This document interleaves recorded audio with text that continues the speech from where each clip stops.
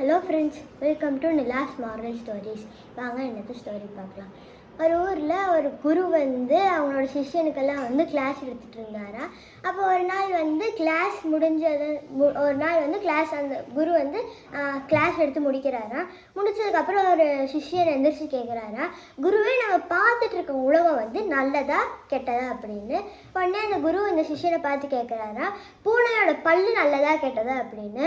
அப்புறம் உடனே அந்த சிஷ்யன் யோசிக்கிறாரா, என்னன்னா அது நம்ம ஒரு கேள்வி கேட்டால் அவர் திரும்பி நம்மளுக்கு ஒரு கேள்வி கேட்குறாருன்னு யோசிச்சுட்டு இருந்தாரா. அப்போ தான் அந்த குரு சொன்னாரா, என்னென்னா பூனையோட பல்லு அதோட குட்டி தூக்கிறதுக்கும் யூஸ் ஆகும். குட்டியை தூக்கிட்டு போய் ஒரு இடத்துல இருந்து இன்னொரு இடத்துக்கு வைக்கிறதுக்கும் யூஸ் ஆகும். எலியை பிடிச்சி சாப்பிட்றதுக்கும் யூஸ் ஆகும். அப்போ அந்த பூனை குட்டிக்கு அது நல்லது, எலிக்கு அது கெட்டது. அதே மாதிரி தான் நம்ம பார்க்குற எல்லா இடத்துலையுமே ஒரு நல்லதும் இருக்கும், ஒரு கெட்டதும் இருக்கும் அப்படின்னு அந்த குரு சொன்னாராம்.